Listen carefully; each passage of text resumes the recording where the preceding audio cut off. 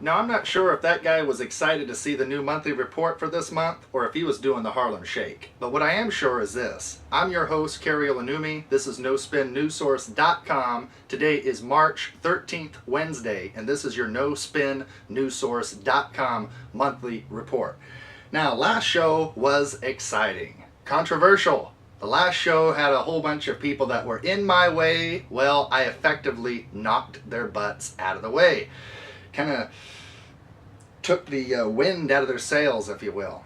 And as I mentioned to one prominent Arlington worker the other day at Safeway, as I discussed with him, a city worker, that now instead of giving so much commentary that people are able just to ignore, now I'm showing more facts in your face, improving. Not that I didn't know to begin with what I was talking about, but you know how it is. So seeing is believing. So we have all kinds of announcements. We have regarding what we'll be discussing today, such as Senator Rand Paul's filibuster heard around the world. The White House responds to killing U.S. citizens with drone strikes. Nationwide food crisis that we've been discussing on here ever since last August, and we have a video that helps to illustrate some more facts. And I'm one of those people that feels that being an instructor, that sometimes it's easier to learn something when you hear it from multiple people from different angles. So you can only learn perhaps so much from one person, but sometimes somebody else will come across your path and fill in a bit of the missing gaps, and it'll all make sense that way. So I'm hoping to bring some of these folks into play will help you to understand a little bit more what I'm talking about. Okay, we have what would be Obama says that he is not a dictator. I argue with that statement, but nonetheless, we have the video footage. Kind of makes you wonder why he would even say that to begin with. Anyway, so regarding him not being a dictator, we have former White House Press Secretary Robert Gibbs blows the truth whistle. That's right. What's happening is, as I've been mentioning to other people, is the rats are jumping ship as they realize that, well, potential prisons coming down for some of these folks. And, you know, a few years ago, it was unpopular to say anything bad about Obama. Now it's starting to become unpopular to be too close to Obama. And you know how these politicians are, most of them, they're very opportunistic. So when it gets to that point to where it's either your butt or mine, you know how they get. It's like, sorry buddy, I gotta look after my own butt. And that's how these people are. So kind of funny, but we can use that to our advantage because the rats are jumping ship. So anyway, and with a good prosecution, when it comes time for that Nuremberg-style trial, we'll be able to crack these people and get them to talk. And we'll be able to get much bigger fish at the top of the ladder. Just like how they do with, say, the drug war. They get some little guy on the street peddling a dime bag of marijuana, and they say, hey, I'll tell you what. Give me your dealer's name and phone number, and we'll let you go. It's kind of like that. We apply the same basic concepts with a little more strength, maybe some of that, what did Dick Cheney call it? Enhanced interrogation techniques? Oh yeah, that'll get them talking. Anyway, it's not torture. We don't do that. We just do enhanced interrogation. Now, what else we got here? We got Glass-Steagall Act regarding the elements that need to be disclosed on the front of Glass-Steagall, some new developments. We have a new nightmare bacteria, as it's being labeled by the CDC, Center for Disease Control. Excuse me, there we have an infant girl cured of HIV. Proven, documented, and even accepted by mainstream news. Oh, whoa. That's intense, isn't it? Dennis Rodman visits North Korea. Rumor has it he left his wedding dress at home. Oh, sorry, that was just a little sidebar there. North Korea threatens preemptive strike on the United States. DEA on marijuana. The Syrian rebels take UN hostages. A 3-year-old girl gets saved, actually rescued, in frigid weather by her dog in Poland. So, at this point in the road, and much, much more, but with this point in the road, let's hear Obama tell you himself that he is not a dictator. And we'll see you after this break.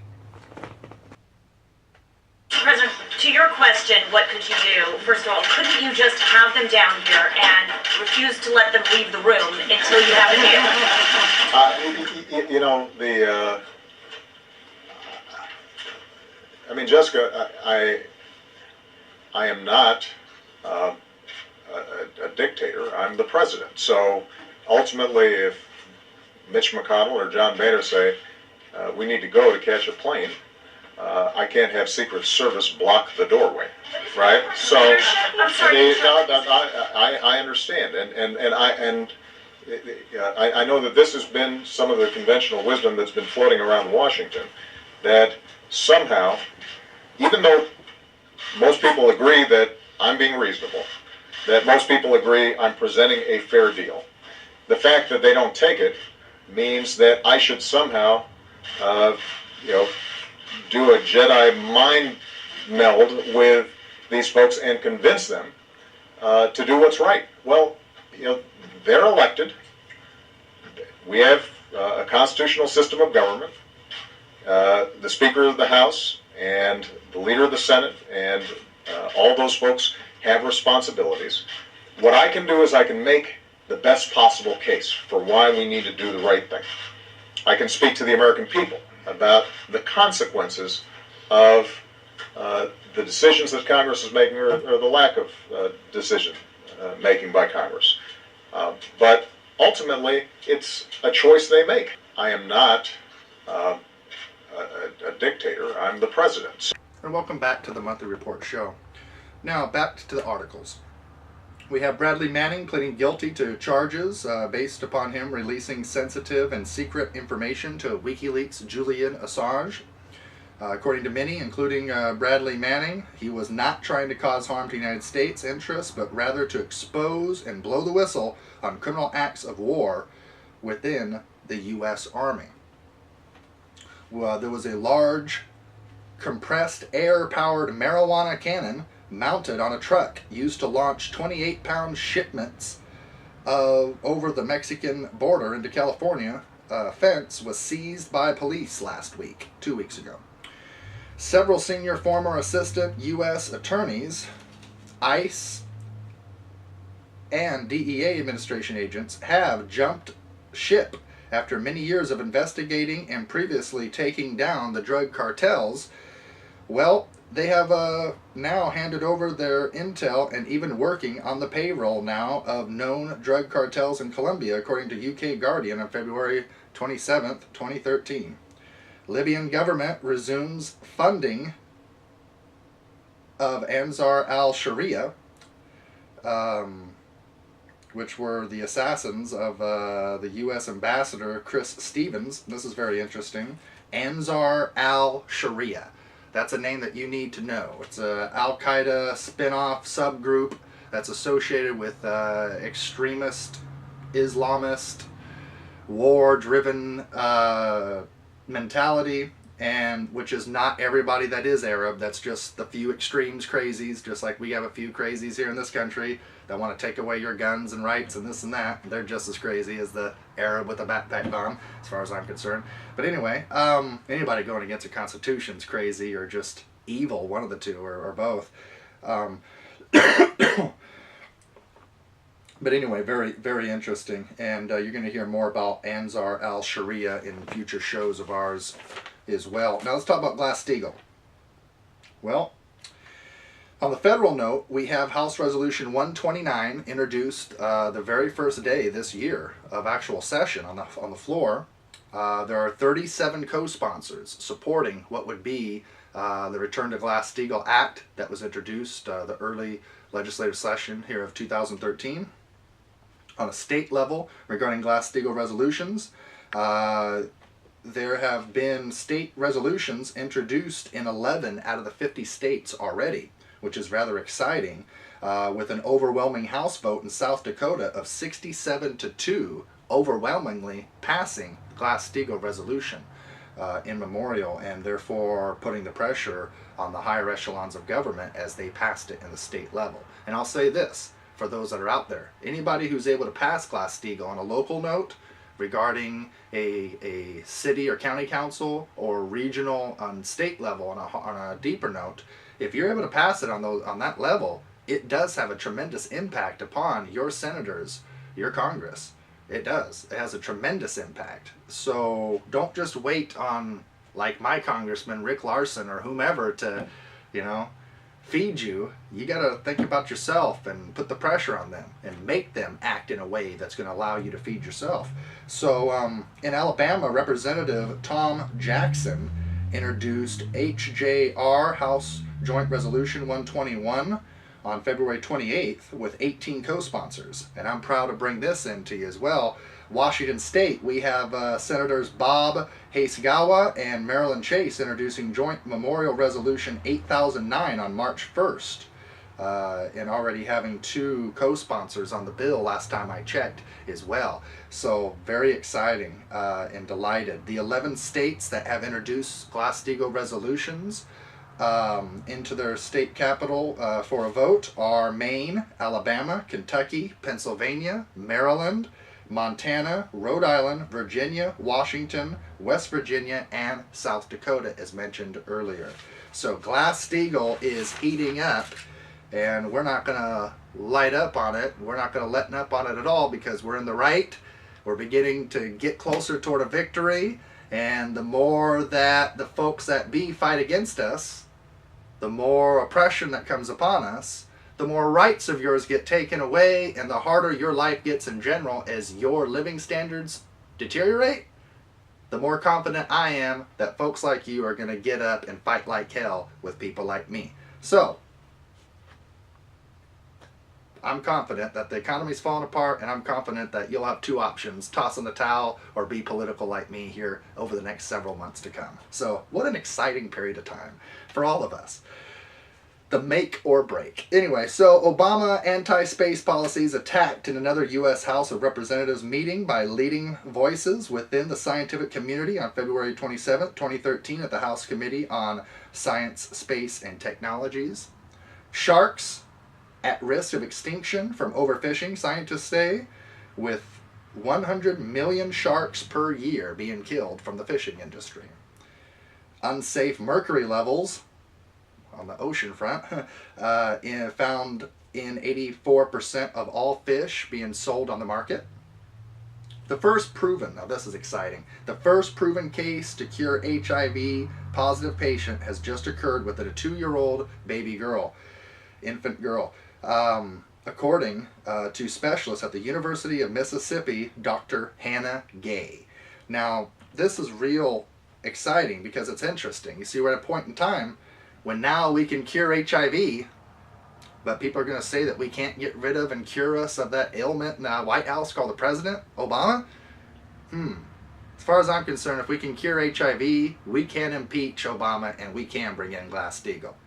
As far as I'm concerned, because HIV has been more of a long problem on the list for decades before we ever even thought about Barack Obama. So, or is his name really Barry Soetoro? Was that an accident or was that not? You never know about me. So, let's do this. You've seen the fat man shake, Harlem Shake. You saw him excited for the monthly report, or whatever it was there. Let's go to this next element regarding the Rand Paul filibuster Fox News segment. This here will break down what happened at the filibuster, some important questions, and a response by none other than the senator himself as he breaks it down. Because it's one thing to have Kari Ilonummi tell you, it's another thing when you have an actual senator tell you. I'll see you on the other side. Possible use of drone strikes inside the United States could maybe derail the president's pick to lead the CIA. Senator Rand Paul of Kentucky now threatening to filibuster John Brennan's nomination, saying he's not satisfied with the nominee's response about whether drone strikes on Americans in the United States is legal. In a letter to Brennan earlier this week, Senator Paul said, quote, "The question that I and many others have asked is not whether the administration has or intends to carry out drone strikes inside the United States, but whether it believes it has the authority to do so. If it's not clear that you will honor the limits placed upon the executive branch by the Constitution, then the Senate should not confirm you to lead the CIA." We're told that Brennan has not responded to this letter. Senator Rand Paul joins me now from Kentucky. So, Senator Paul, there's so many issues in front of so many lawmakers in D.C. Why is this issue in particular so bothersome to you that you could want to prevent John Brennan becoming the head of the CIA? Well, you know, the idea that you get a trial before a jury and a judge if you're accused of a crime is something that we've had in our history, through English history as well as U.S. history, for 800 years. It's a very important part of the Bill of Rights, due process. So what we're talking about is not killing someone with a grenade launcher on their shoulder. We're talking about someone eating at a cafe in Boston or in New York, and a Hellfire missile comes raining in on them. There should be an easy answer from the administration on this. They should say, absolutely no, we will not kill Americans in America without an accusation, a trial, and a jury. And I'm not talking about people engaged in lethal force. I'm talking about people sitting in a cafe having coffee. That's what's being... People like this are being killed around the world. We should not do this in America, and it's inexcusable that the administration will not answer absolutely no, we will not do this. Why do you think they won't? Well, that's the real question. I've asked serious questions, serious constitutional questions. I've gotten zero response. And that's sort of the way this administration is treating Congress. The Senate has the right to advise and consent and approve nominees. I've not gotten one word of response from the administration on this. The president says he has no intention, but that's sort of like saying, well, he doesn't like the Second Amendment either, but he doesn't intend to overturn it at this time. That's what he's saying. He has no intention of dropping a drone or dropping a bomb from a drone on an American right now. He should say he has no right to do so without a trial. We're not talking about someone engaged in a lethal action or an imminent violence. We're talking about people they're targeting who are sitting and potentially conspiring. You say you're concerned about the safety and security of Americans inside this country and our rights. How concerned are you about our national security if there's a delay of getting the president's next national security team in place? What do you think the risk is? I think zero. I think the people who are in power currently would stay in power, and those in charge of this are career civil servants. And so I think the titular head of the CIA, whether they're delayed or not, wouldn't make an iota of difference. But I think constitutional questions trump all inconvenience the president might have, and he needs to respond. He needs to not say, at this time I not plan on killing Americans. He needs to say, absolutely not. The Constitution protects American citizens on American soil. If you're accused of a crime in America, you get your day in court. Fox News alert on new fallout after Kentucky Senator Rand Paul mounts a dramatic, nearly 13-hour filibuster in what is being called a unique moment in political history. That is now winning praise from both sides of the aisle. That's where we begin this brand new hour of America Live. Welcome, everyone. I'm Megyn Kelly. Republican Senator Rand Paul taking a stand against what he calls a threat to liberty, speaking for hours and hours during an old-fashioned filibuster, blocking the confirmation, for the time being, of John Brennan, the president's pick to run the CIA, in an effort to protest the Obama administration's refusal to explicitly rule out a possible drone strike on an American citizen on American soil. Senator Paul held the floor for most of the day, at times talking for more than 3 hours nonstop. He also had a little help from some of his fellow senators. In a rare political moment not seen in years, well, watch what happened. I rise today to begin to filibuster John Brennan's nomination for the CIA. I will speak until I can no longer speak. I'd like to ask your reactions to the testimony that Attorney General... Senator from Kansas, without yielding the floor if I can. Most Americans would find it repulsive. Mr. President, at this time I would entertain a question without yielding the floor from the senator from Oregon. Instance of an extraordinary threat to our country. I would yield without yielding the floor for another question. And this will probably be my last question. Before I get to it, let me just say that, you know, all the other senators that are, and I know some... I have no problem. People want to talk for a long time. It's no problem. I've done it a time or two in my days. Mr. President, I'd like to thank the senator from Texas for coming to the floor and cheering me up. I was getting kind of tired, and I appreciate bringing news from the outside world. We don't want to have a standard where someone who we think might be a terrorist or we think might be engaged in something who's in a restaurant eating dinner would be killed. And I think that's something every member of this body should care about. It's not a Republican question, not a conservative question. I've told them that I will remove myself from the blockage of John Brennan's nomination as soon as we get some clarification from the White House. I'm still... Absolutely, we're not going to be killing Americans not in a combat situation, that we will obey the Constitution, that the Fifth Amendment does apply to all Americans, and there aren't exceptions. But I thank you very much for the forbearance, and I yield the floor. And then the applause began. Joining us now live, Senator Rand Paul of Kentucky. Senator, welcome. Hope you've had some rest now. And I want to start with you on the substance, because on the topic of using drones against Americans here on American soil, it's never happened, and no one is threatening to do it. In fact, they're saying it's entirely hypothetical, and it would be extremely unusual that the scenario would even come up. So why make an issue out of it? Well, the oath of office for the president says, I will protect and defend the Constitution. It doesn't say I intend to when it's convenient. And this administration has talked about selective application of the Fifth Amendment. Drone strikes overseas are often done to people in non-combat situations, in restaurants, walking on the street, in cars, and in their house while they sleep. That's not the kind of standard we can have in our country. If you're sitting in a cafe, I don't care who you're emailing or what you're talking about, if they think you are associated with terrorism, you need to be arrested, and you need to get your day in court. This is a fundamental American freedom, and that's what we're fighting for around the world. If we give up on that, I think we've done a great disservice to those who are defending our country. But there's a distinction between killing terrorists affiliated with Al-Qaeda who want to kill us overseas with drones and killing Americans. And the only American we've intentionally killed with a drone overseas is Anwar al-Awlaki. And there was quite a bit of evidence about his willingness and operational planning to kill Americans. And in that instance, the president had announced that, and people had filed lawsuits about it and so on. And so it wasn't some secret plan to kill an American here on American soil using a drone. It's a different situation, you're right, and it's different overseas than it will be here. It's different in the battlefield than it will be here, which gets precisely to the argument I have with some other Republicans who say, well, the battlefield is everywhere. There is no limitation. President Obama says this. Some members of my party say the battle has no geographic limitations and the laws of war apply. It's important to know that the law of war that they're talking about means no due process. And I agree with that in a battle. When someone's shooting at you, they don't get Miranda rights or warrants or a trial. You shoot them. When anybody's actively attacking you, you're allowed to repulse that with lethal authority.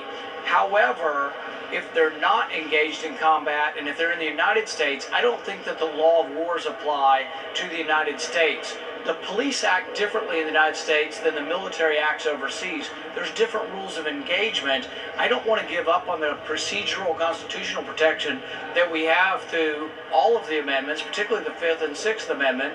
Jury trial is an important thing. Arrest and being charged, determining your guilt. These are really important things. We can't leave that determination up to one politician to decide guilt or innocence. As you know, there is a history, sadly, in this country of our having to make decisions like this. And when you first wrote to the Attorney General expressing your concern about whether we might use a drone here on American soil, he wrote back saying, look, hypothetically, in some imaginary circumstance, something might be possible, he said, if necessary, to protect the homeland. In circumstances of a catastrophic attack, for example, Pearl Harbor or what happened on 9/11. On 9/11, that fourth plane that those brave passengers brought down in Shanksville, Pennsylvania, Vice President Cheney, with the okay from President Bush, had authorized that plane to be shot down. And that would have killed a whole lot of American civilians to save thousands of lives. I mean, why would you tell this president that he doesn't have that authority if something else would happen? I'm not saying he doesn't have that authority. We're talking about targeted drone attacks on individual American citizens. I have never argued that the president doesn't have the right to make immediate decisions to protect our country from attack. When it's an imminent attack like that, F-16s were scrambling. I have no opposition to that. So Attorney General Holder answered a question we weren't asking. We're talking about targeted strikes of individuals. We're talking about John Smith, who's eating in a cafe in Seattle, but happens to be also emailing a cousin of his who lives in the Middle East, and that cousin, someone has determined, might be a terrorist. Now he is associated with terrorism. Does the country or the president get to decide, oh, he's an enemy combatant and he gets no lawyer and he gets no trial? his guilt is, I think, up to discussion, and you shouldn't drop a drone strike on him, and you shouldn't target an American citizen. We have a tough time sometimes. If you've ever been to a jury trial, it's not always easy to determine innocence and guilt. So if you're not lifting an arm against your country, if you're sitting in a cafe unarmed, you should be arrested like any other criminal, but you can't be killed with a targeted missile strike. And the president's been asked directly about this, and he's evaded the question. He has not answered, are you going to target American citizens on American soil? He said, well, we might have different rules outside than inside. And I said, for goodness sakes, you better. But I really can't conceive of targeting Americans. This has nothing to do with repulsing attack. This has to do with targeting individual people not involved in combat. That's what we've asked him to answer. And I think they've given an answer to the media, but we haven't received it yet. Yeah, I don't know if you're referring to this letter, but we just got this 3 minutes before you came on, and it's addressed to you. Apparently they sent it to you guys before they sent it to us, because we haven't gotten it. Let me be the first to read it to you. It's from the Attorney General of the United States. It's directed to you, and it says, Dear Senator Paul, it has come to my attention that you have now asked an additional question. Does the president have the authority to use a weaponized drone to kill an American not engaged in combat on American soil? The answer to that question is no. Sincerely, Eric Holder. Hooray! For 13 hours yesterday we asked him that question, and so there is a result and a victory.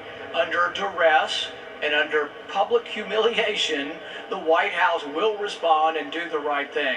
It took a month and a half to get them to admit that the CIA doesn't operate in the United States. That's been the law since 1947. So now, after 13 hours of filibuster, we're proud to announce that the president is not going to kill unarmed Americans on American soil. My next question would be, why did it take so long? Why is it so hard? And why would a president so jealously guard power that they were afraid to say this? But I am glad, and I think the answer does answer my question. We talked in our last hour before you came on about it, what an extraordinary thing you did in uniting senators like John Cornyn of Texas, a conservative, Marco Rubio of Florida, along with the ACLU and Code Pink, all standing on the same side on an issue. But it wasn't unanimous, and the partisan factions on this they divided in an unexpected way. Some other Republicans, including John McCain and Lindsey Graham, were not so happy with what they witnessed from you yesterday, suggesting you'd done a disservice to Americans. I want to let you hear some of what they said and give you a chance to respond, sir. We've done I think, a disservice to a lot of Americans by making them believe that somehow they're in danger from their government. They're not. But we are in danger. We are in danger from a dedicated, long-standing, easily replaceable leadership enemy that is hell-bent on our destruction. That he wants this president to tell him that he will not use a drone to kill an American citizen sitting in a cafe having a cup of coffee, who is not a combatant. I find the question offensive. 2 points there. Number one, they suggest you're focused on the wrong danger. Number two, they think you're demeaning the office of the presidency. Your thoughts? The reason the question is asked is precisely because of the theories behind Senator McCain and Graham's logic. They think the whole world is a battlefield, including America, and that the laws of war should apply. The laws of war don't involve due process. So Senator Graham has been very explicit on the floor to say, when they ask you for an attorney, you tell them to shut up.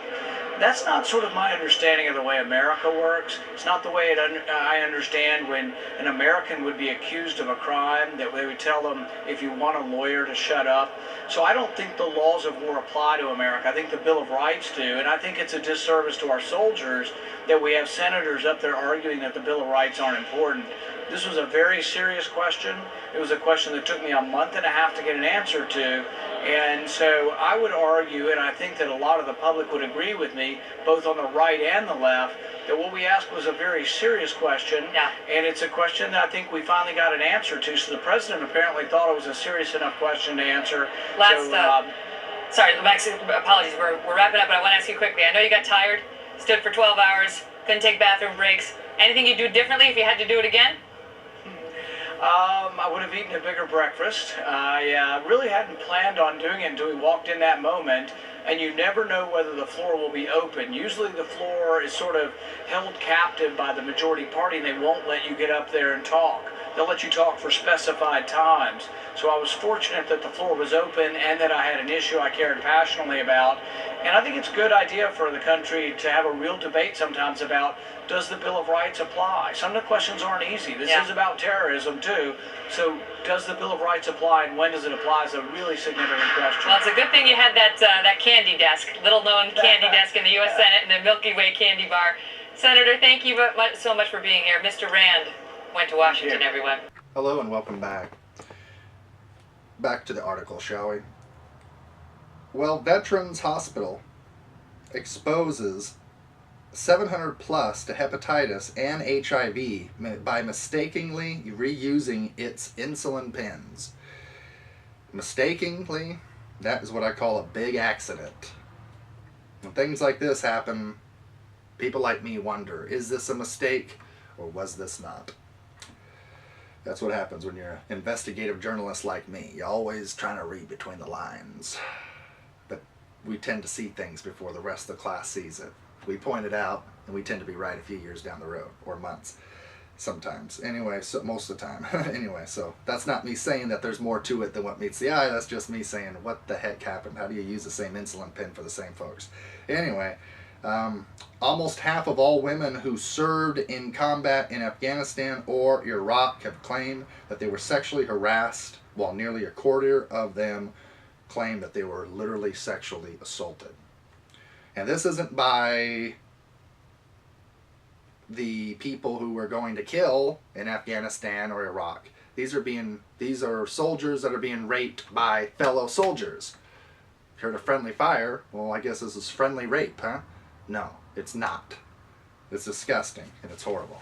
It's an atrocity. And this is a kind of mentality you see coming out. You see our troops breaking down psychologically.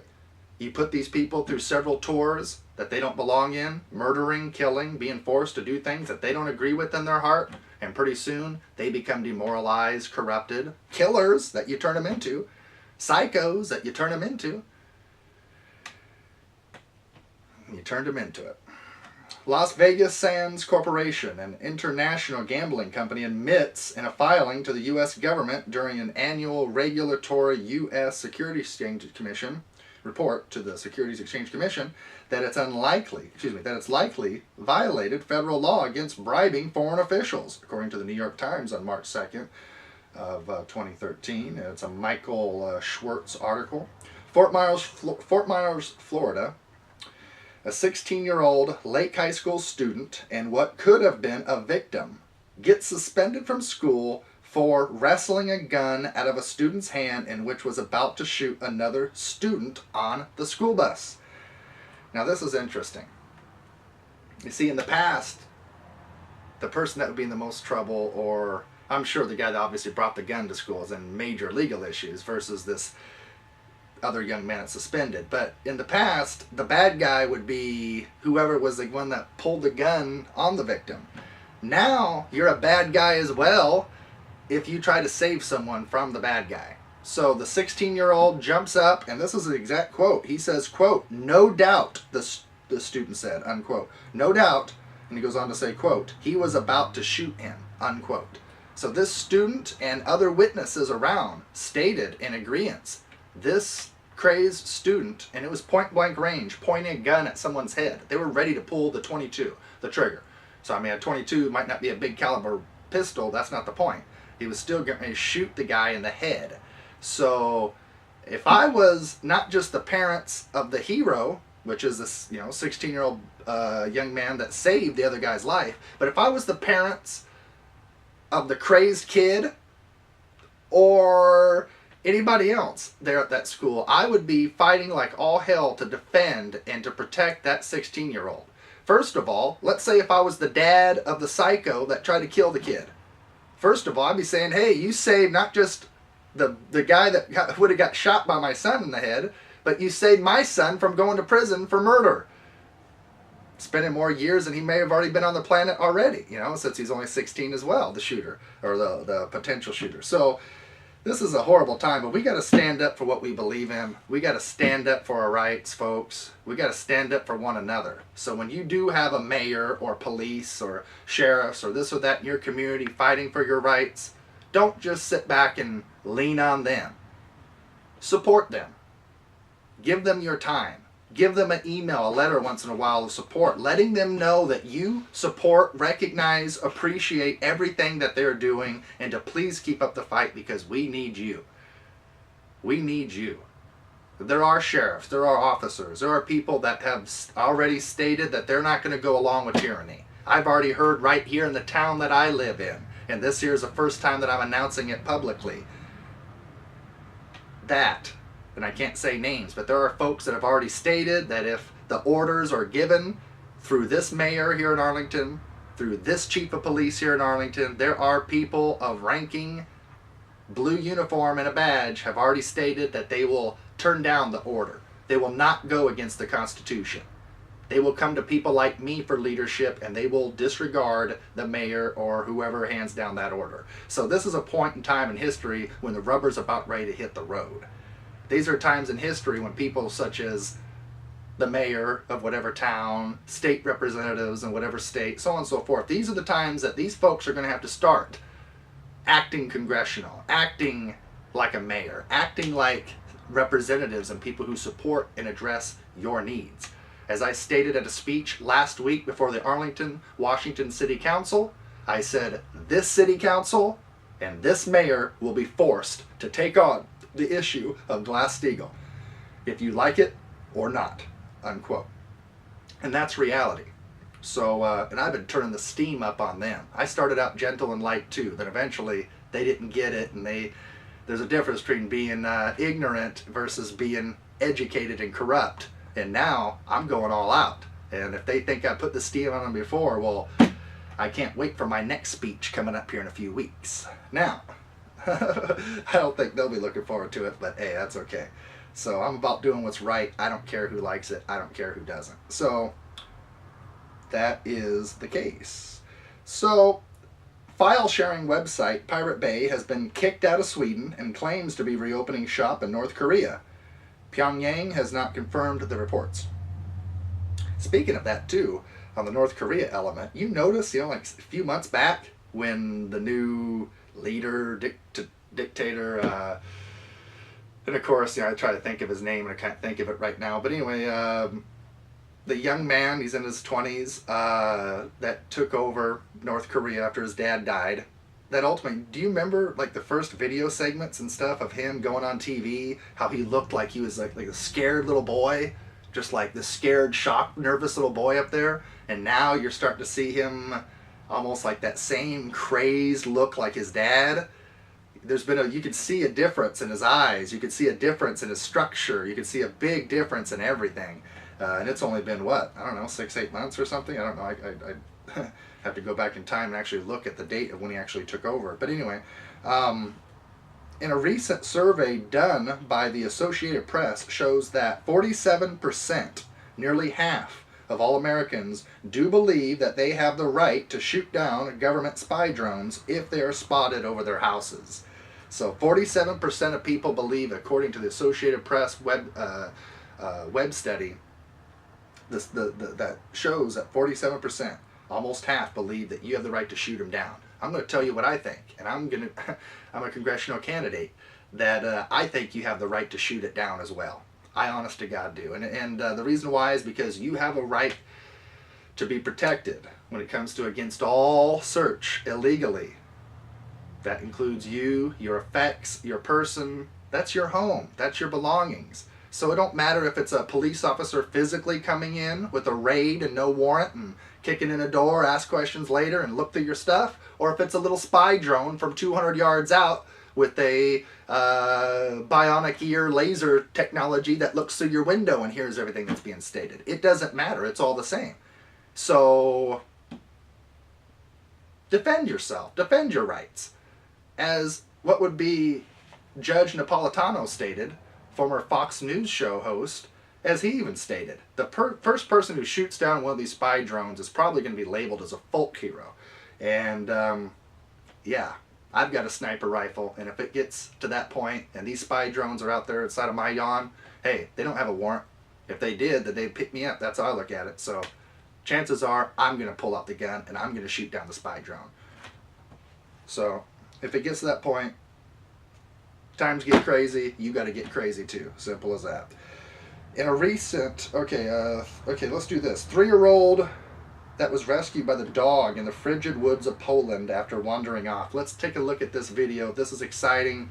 A lot of stuff we show is very gloomy, very serious, very real. So I like to show something of humor once in a while, such as the big guy at the beginning of the video bouncing around in different directions all over the place. I also like to be able, crack a joke once in a while, so things aren't quite so dry as they were for the first few shows. And I like to be able to show something of optimism, something good, something beautiful, something that touches the heart and makes you feel good inside.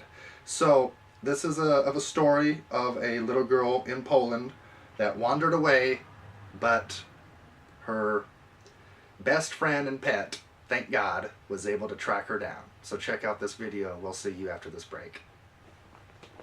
The tale of a 3-year-old girl gone missing in the frigid cold in Poland had a happy ending thanks to a dog. Rescue workers searched for a 3-year-old girl named Julia who had wandered into the forest near her village in southwestern Poland. She made it through the night thanks to the dog who kept her warm and alerted rescue workers as to where to find her. This dog is the most important part of the story. He is a hero. It is thanks to this dog that the girl survived the night.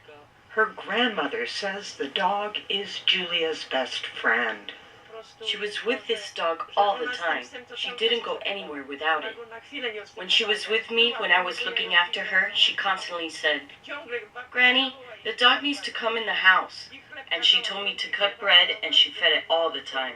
Julia is now being treated for light symptoms of frostbite. And welcome back, ladies and gentlemen.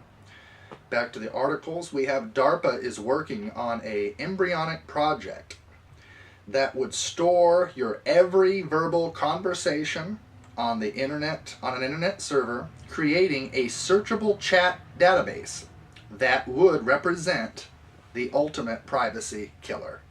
That's right. Once upon a time, there was somebody that was associated with my family who worked for GTE, which later became Verizon. I think now it's Frontier.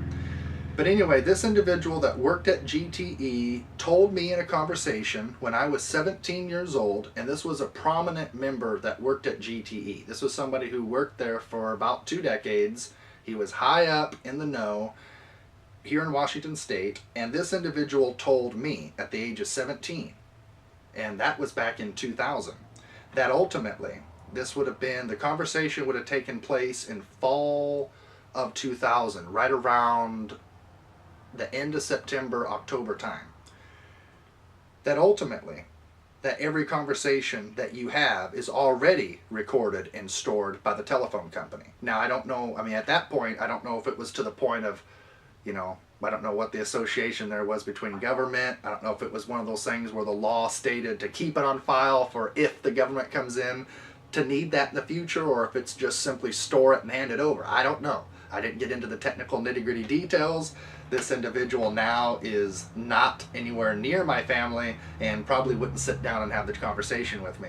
But you never know. As things hit and the predicament and the economy and this and that, he may be more open-minded to come back to the table and talk to me. Many people that have dismissed me are finding themselves coming back and talking to me if they like it or not. Anyway, grocery loyalty card purchases being surveilled by insurance companies in order to raise rates and deny claims to patients, according to Mike Adams, the health ranger. This is a naturalnews.com report. So you wonder, how come Safeway? How come Fred Meyer? How come Kroger? Or whatever grocery store is in your area. Albertsons, Hagen's, whatever. The list goes on and on. how come you get a discount on many goods items for 10, 15, 20% or this or that, on your meat, on your cheese, on that loaf of sourdough Seattle style bread that I love to buy so much? Well, it sounds like to me it's about marketing, business, and money once again, and they are keeping tabs on knowing what you eat, how you live, how you eat, so on, so forth. So pretty interesting. The government doesn't spy on you. Of course not. Nobody would do that. That's a conspiracy theory. Now, Iowa is on the verge of legalizing raw milk. Brace yourself. Oh, God.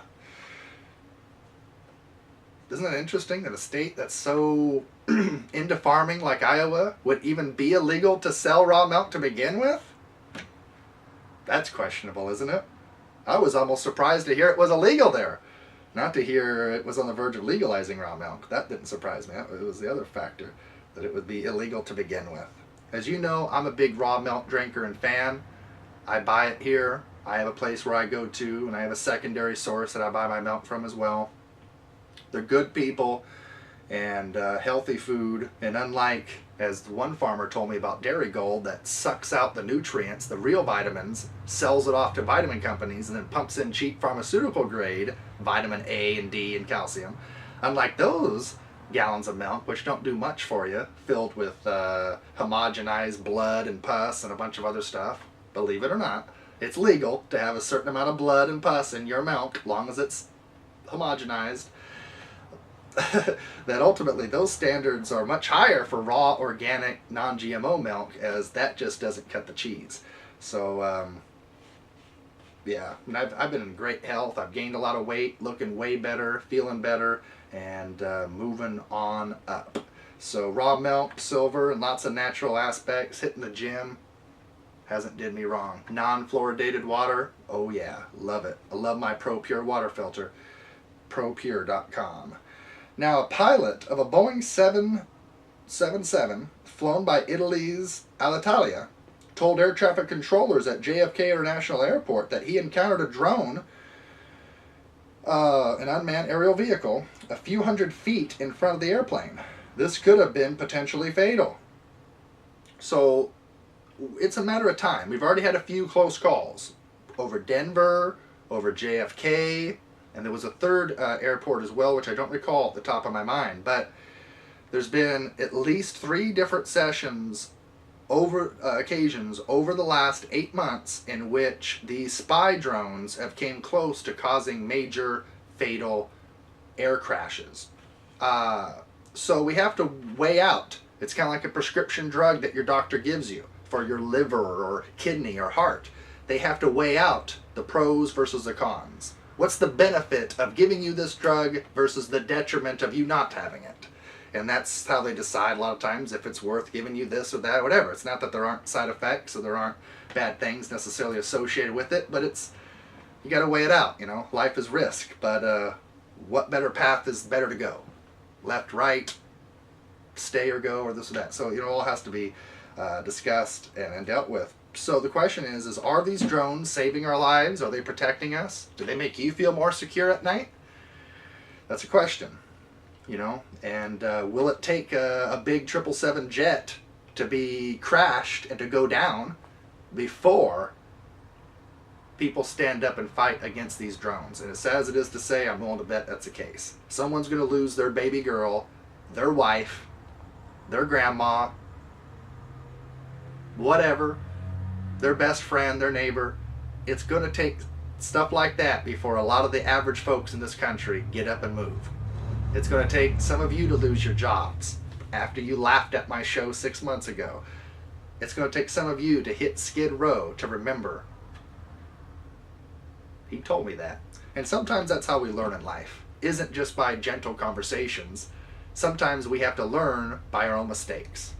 Like my mom always says. Sometimes we have to learn from screwing up, making a mistake, and learning the process and feeling like the idiot after we were the ones previously laughing at the other guy to find out that young man or old lady somewhere or whatever potentially told you the truth. And if you would have listened to him, you'd be in a better situation at that point in time than what you would otherwise be in. So Department of Homeland Security orders 2,700 armored vehicles to be purchased for streets of America. That's right. Like I said about the drones several years ago under Bush, I stated that if the American people don't step to the plate and defend the interest of these other folks overseas, when we are the aggressor and we don't belong there, I stated that no one will be there to save us when it comes down to these variables being implemented here on U.S. soil. And that's exactly what's happening. They're being implemented on U.S. soil. So, very exciting. In our next show, we'll have a deep layout regarding the Syrian rebels. You'll get to know them more deeper, and you'll get to decide for yourself if that's the kind of leadership and freeness that you would like to have in your neighborhood, because I don't think you'll like the treatment. The people of Syria don't like those rebels there because they're insurrectionists. Would you like 80,000 people from another country washing up on our shore, taking over towns, raping, pillaging, murdering, kidnapping, and saying the only thing that they'll listen to is the president or whoever leaving? They won't sit down and make a deal. They won't sit down and do anything. No, there is no deal or compromise. These people are kooks on an agenda, and they're being funded by us. They're being funded by our Congress, by our president. That's proven with our last monthly report in February, if you haven't got it yet. Now, as I mentioned before, we're on Facebook, we're on Twitter. Check out, because you don't have to wait a month in between for the next monthly report. Come beginning or middle of, say, April for the next report. You don't have to worry about that.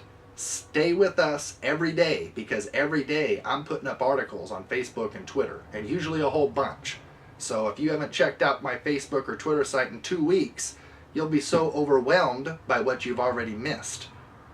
200, 300 articles. So, really, really. So, the UK to be releasing parts of a confidential report on its role in the US rendition of foreign suspected terrorists, the British envoy to the United Nations Human Rights Council.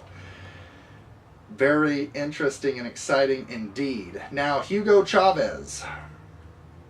We've heard about him dying, leader of Venezuela. What most people haven't heard is that there's a lot of speculation going around. And you may think this is overboard, paranoid, schizo, conspiracy theory. And it could be. But it might not be as well. So that's why we have to report it on the show, because if it's the potential possibility, then we got to look into it. It's the news. So there are many people, including what is now the president of Venezuela, which was the vice president who took over, prominent folks of Russia, and other folks around the world are wondering and have deep beliefs in what they feel is evidence showing that, believe it or not, the cancer in which Hugo Chavez acquired could be a bioweapon. It could be a cancer in which was designed in a United States laboratory, and this may be an assassination in which folks as such, kind of like what happened to, well, I won't give an example, but with other people, that I'll just say this: there are folks and evidence mounting that this was an assassination, that this was a cancer that killed him very quickly and shouldn't have did what it did. And there's, interestingly enough, a whole bunch of Central South American leaders all developed cancer within about a year or so, 2 years of each other. And all these leaders just happen to be a little bit of thorns in the side for U.S. policy. So there's, like they say, how many coincidences have to build up before it is no longer a coincidence. So at this point in the road, let's go to the Hugo Chavez exact cancer bioweapon potential video, and we'll see you back after this break. Thank you. In the aftermath of the death of Hugo Chavez, conspiracy theories are flying around about whether the Venezuelan leader's death could have been chemically induced by means of an exotic cancer bioweapon. Hugo Chavez himself once speculated that the United States had a cancer weapon after being diagnosed with the disease in 2011. Would it be so strange that they've invented the technology to spread cancer and we won't know about it for 50 years, he stated. Chavez added that Fidel Castro warned him to be careful of such a plot. These people have technology, a little needle and they inject you with I don't know what, Castro told Chavez. The Castro connection is interesting given the claims of Judith Baker, who says she was informed by alleged JFK murder accomplice David Ferry about a secret government assassination plot against Fidel Castro centering around an attempt to inject the Cuban leader with a cancer virus. We know for a fact that the early polio vaccines were infected with simian virus 40, SV40, originating from minced rhesus monkey kidneys, and that many of the soft tissue cancers over the last 50 years can be attributed to this tainted vaccine.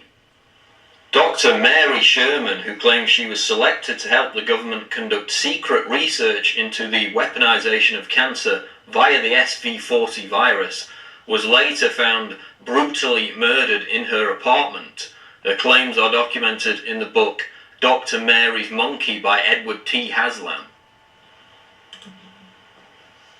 So while there remains no direct hard evidence that Chavez was killed by weaponized cancer, it would be naive to think that the CIA didn't consider every possible means of assassinating the firebrand socialist leader, especially given the documented attempts on his life which occurred around the time of the 2002 coup. Attempts which were documented by historian William Blum and of course BBC investigative reporter Greg Palast. A few hours before Chavez's death was announced, Venezuela's Vice President Nicolas Maduro spoke about an imperialist plot to assassinate Chavez, alleging that Yasser Arafat had also been, quote, inoculated with an illness. And in fact, there is some evidence to suggest, as shown in this New Scientist report, that Arafat was indeed poisoned using a radioactive substance. And now Russian Communist Party leader, second biggest party in Russia, Gennady Zyuganov, is spouting similar rhetoric calling for an international investigation into Chavez's death. How did it happen that 6 leaders of Latin American countries which had criticized US policies and tried to create an influential alliance in order to be independent and sovereign states fell ill simultaneously with the same disease, Zyuganov told Russian state television, referring to other leaders such as Brazil's current president Dilma Rousseff, Paraguay's Fernando Lugo, and the former Brazilian leader Luiz Inácio Lula da Silva, all of whom developed cancer in recent years. He also makes reference to Argentinian President Cristina Fernández de Kirchner, who was diagnosed with thyroid cancer back in December 2012, although later analysis proved that she had never actually suffered from the illness. So was Hugo Chavez killed by an exotic bioweapon, a form of weaponized cancer? While there's no hard evidence at this time, the poisoning of Alexander Litvinenko, who was almost certainly killed by Russian intelligence agents, reminds us that this is a common tool of covert state-sponsored assassination. Nosotros no tenemos ninguna duda y llegará el momento indicado en la historia en que se pueda conformar una comisión científica de que el comandante Chávez fue atacado con esta enfermedad. Él manifestó públicamente su visión sobre este tema y nosotros no tenemos ninguna duda que los enemigos históricos de nuestra patria buscaron el punto para dañar la salud de nuestro comandante. En su momento histórico ya tenemos bastantes pistas sobre este tema, pero es un tema muy serio desde el punto de vista histórico que tendrá que ser investigado por una comisión especial de científicos. Un funcionario de la Embajada de Estados Unidos ha hecho de manera consuetudinaria en las últimas semanas en contra de la estabilidad militar y política de nuestro país. Este funcionario se ha dado la tarea de buscar militares activos en Venezuela, militares activos para primero investigar la situación de Fuerzas Armadas. Y en segundo lugar, para proponerles proyectos desestabilizadores, para conectarlos con los proyectos desestabilizadores. Este militar es el agregado aéreo David del Mónaco y ha sido expulsado. Tiene 24 horas para recoger sus maletas e irse de Venezuela. Venezuela se respeta. Nuestras Fuerzas Armadas se respetan. Nice to have you back. North Korea vows to scrap what would be the ceasefire if South Korea and the United States continue military drills. 8 former, what would be top-ranking DEA chiefs are urging President Obama to nullify marijuana laws recently passed in Washington and Colorado in fear of a potential, quote, domino effect, unquote, of other states also legalizing the possession and consumption of small amounts of marijuana for personal use by adults that are 21 and over. And you know what they say about, you know how dominoes work, the domino effect. Once you get a few go over, they all just start knocking over. Wouldn't that be scary if they legalized marijuana? Oh, Jesus. Wouldn't that be the worst thing in the world? Okay, so, you know, anyways. So, Chinese Major General Xu Chengyu, head of China's National Defense University, who threatened the United States with a nuclear strike if being forced into forced into that, and if forced to do so back in 2005, as they stated and whatnot in the threat with the interview with Financial Times, is now the guest of honor at the Pentagon last week. So that's interesting as things are heating up. New miracle drug derived from cordyceps mushrooms, and this is interesting, is approved by the FDA to treat multiple sclerosis called Gilenya. This is going to cost $4,000 a month, approximately cost, and will bring in $5.3 billion in sales by the year 2018. Now this is what I recommend. Don't go buy this derivative that probably has a bunch of cut and chemicals and elements extras that you don't want. My recommendation is go and spot out your own, what would be cordyceps mushrooms. Go find yourself your own cordyceps mushrooms. I go to a place called Super Supplements and whatnot that's here in the Seattle area, and I don't take it every day, but I will admit when the days I do take it gives me a huge energy boost. Not like I need it, but still, and it's supposed to be very beneficial for the immune system. It's supposed to fight cancer. It's supposed to do lots of things, even, as I mentioned, help with multiple sclerosis, and that's one thing I did not know. So very exciting. But cordyceps mushrooms, I guess it would be illegal for me to tell you that you could use it to treat or cure or anything else, so I don't want to tell you that. But I take cordyceps mushrooms, and I do believe it is a benefit to people, and I know other people who have taken them too that have claimed miraculous results. People who didn't have the energy in the past to go to the gym or to even do their own chores at home, or debilitated diseases, are finding themselves getting back into life. So that's exciting. So don't spend $4,000 a month for your cordyceps mushroom extract. You could be spending $40 a month. That's much more better. That's much better. That's 1%. $40, $4,000. Yeah, big difference. On the front, on the news of vaccines, a Madison, Wisconsin-based vaccine company is about 1 year away from enrolling a new universal flu shot in the clinical trials known as Ready Flu. Speaking of flu shots, I don't take my flu shots either. Not anymore. I've taken at least a dozen of them in my life. I've had other shots, vaccinations, a whole bunch of them. I've probably been vaccinated, I'm going to say 15 times solid in my life. I know I've had 3 tetanus shots that I can recall. That's just what I know. Probably more than that. That's just my conscientiously choosing to do that because, you know, I didn't know better and whatnot. But anyway, it's like anything else. You know, you just go with the flow and you do what everybody else does until you realize everybody else is wrong. Anyway, in a 4-hour-long speech before Congress, Argentine president challenges world leaders, quote, Will you let a handful of financial predators crush entire nations? Unquote. And that's a good question. I think we should make that today's actual quote of the day. I didn't expect to give you a quote of the day, but we're going to have a quote of the day from Argentine President Kirchner.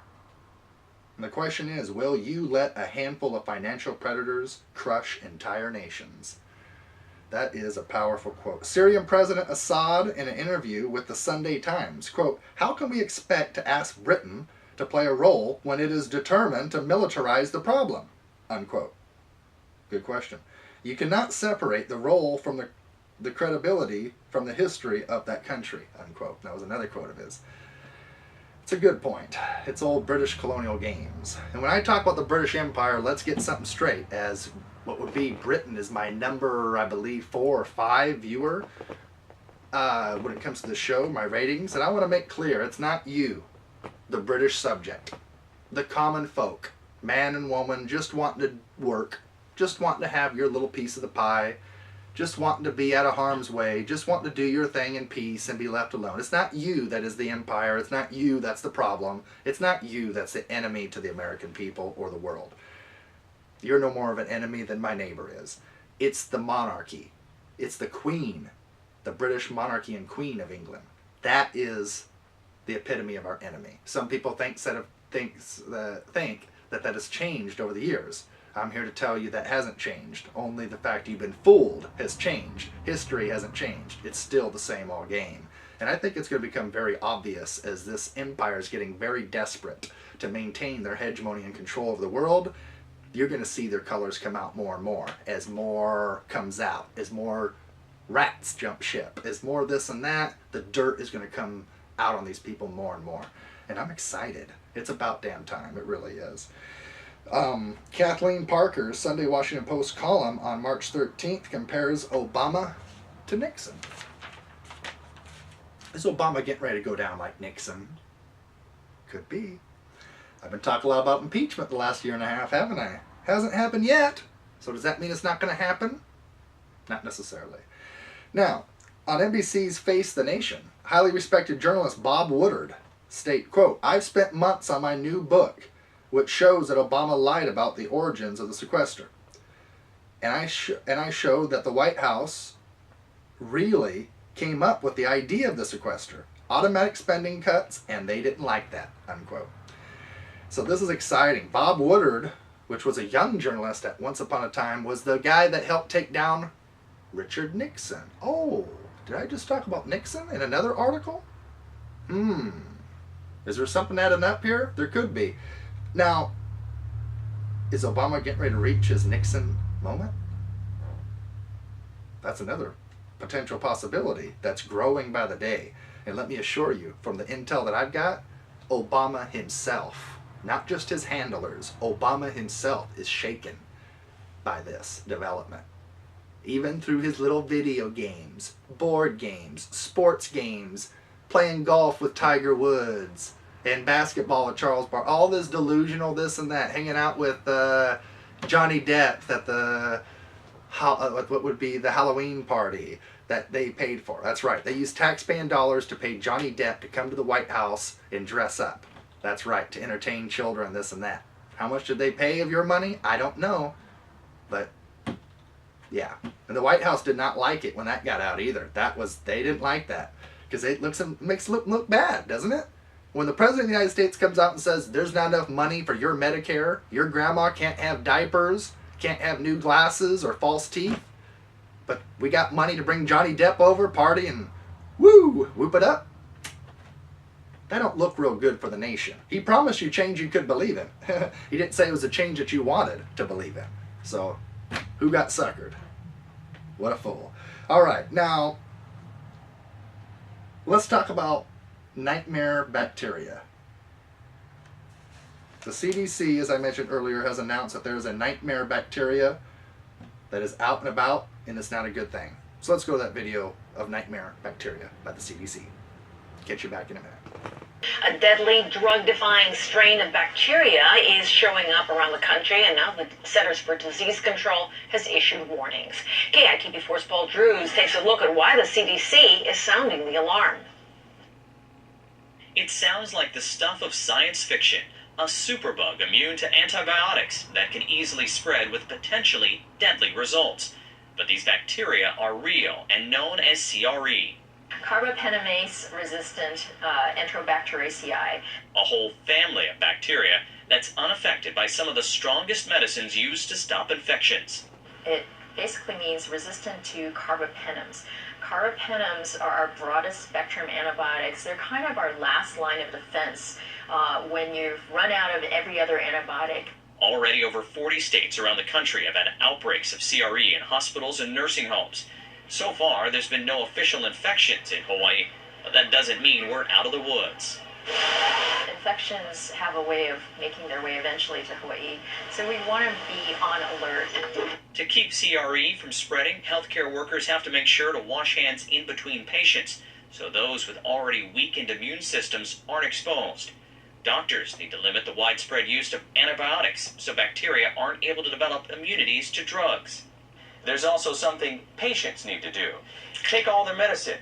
If all the bacteria in your body is not killed off by antibiotics, some could come back stronger as CRE. What you've allowed is for the ones that aren't as susceptible, aren't as easily knocked down, to then stay in your body, and now with no antibiotic around, they're going to take over. CRE can also transfer its immunity to other bacteria it comes in contact with. Those under long-term serious care, patients with weakened immune systems, or those who frequently receive many different types of antibiotics are at the highest risk from CRE, a superbug that can kill. When a patient gets this type of resistant bacteria, that means that your clinician really has very little option, if any, to manage that infection. Paul Drews, KITV4 News. Hey, welcome back to the show. We are also coming on to the 150-year anniversary of, it was yesterday, I believe, of the, sorry, this was another thing. These are two separate factors. It wasn't yesterday. We are also coming on the 150-year anniversary of what would be Abraham Lincoln's Emancipation Proclamation.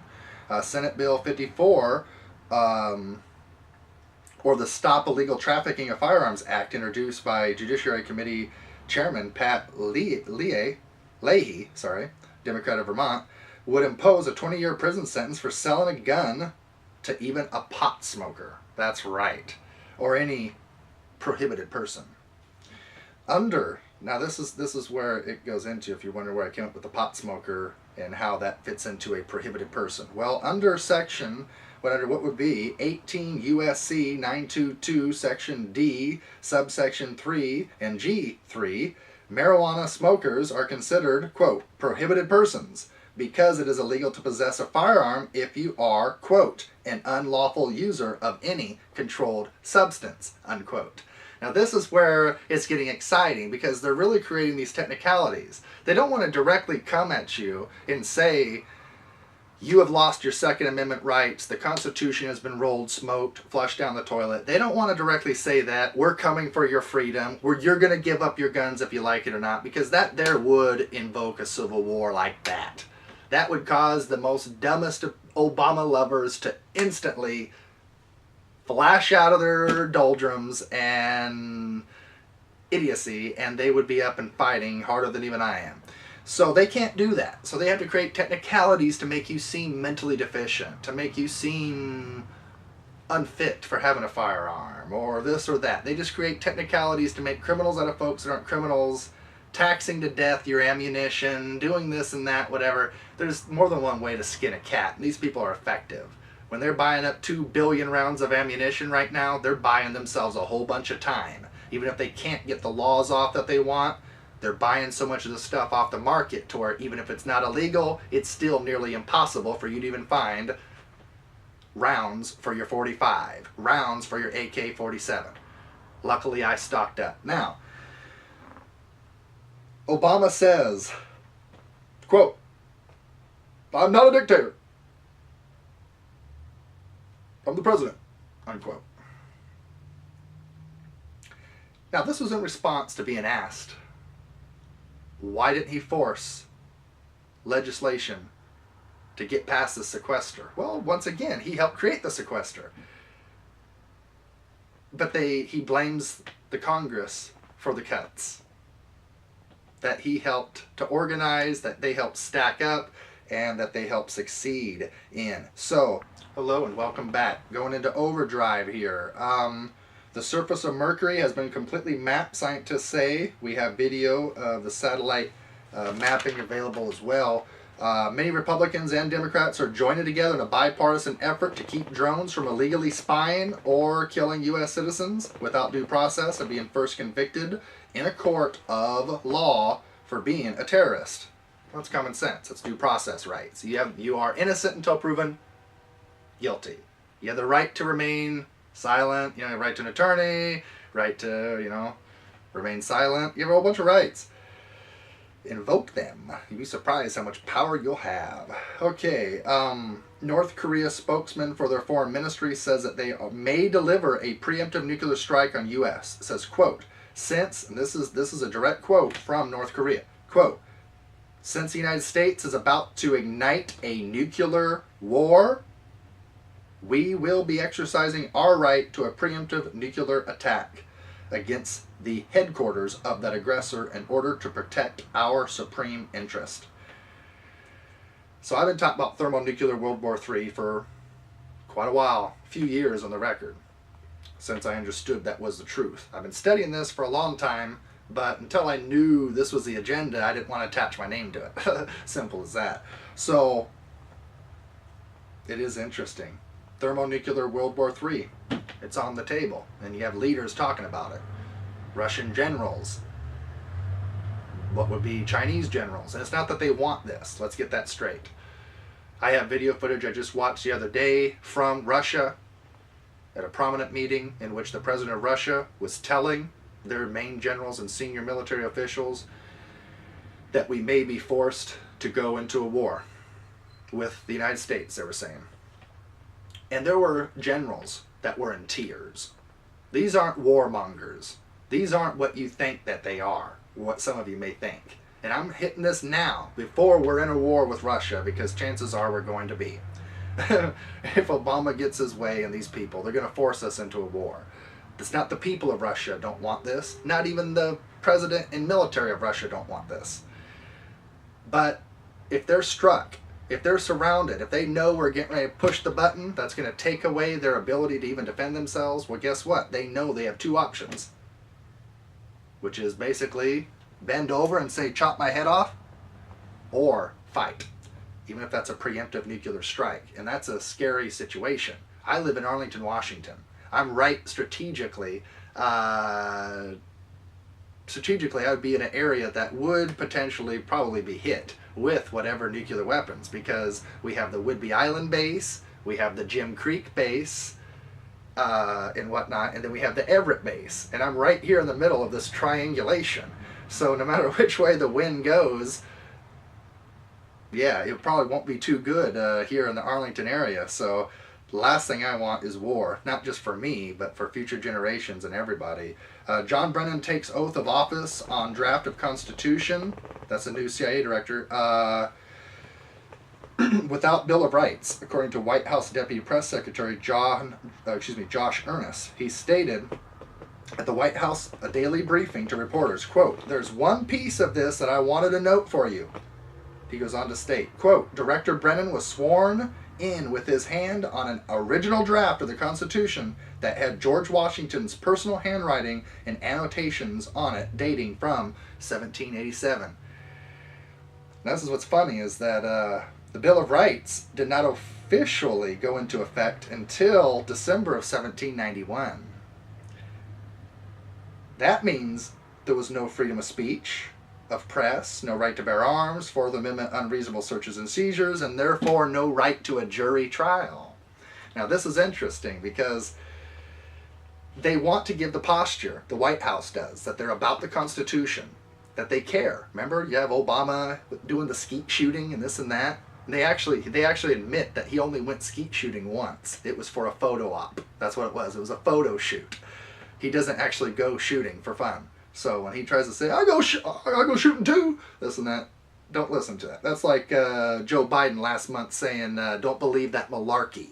Well, I'm here to tell you, you better believe that malarkey. The government is coming for your guns. And if you don't have the brains to know that, go back to the last show. And if you don't have enough brains to understand that, then you're done. I feel sorry for you. Simple as that. I don't think I could even help you. So, but this is something that it's going to come back to bite the White House in the butt. They try to give the posture. They thought signing, or excuse me, John Brennan of the CIA having his hand on the Constitution, that same one that George Washington had his own personal annotations on there, they thought that was going to look good for them. But they didn't expect some of us thorough people to know our history enough to where now this is coming back and biting them. They don't want to talk about that. So it kind of fits into the whole thing with drone strikes and whatnot. No jury trial, searches and unreasonable searches and seizures, this and that. Do you think that's a coincidence and an honest mistake? No. I think the White House intended that. They played it. See what we're doing?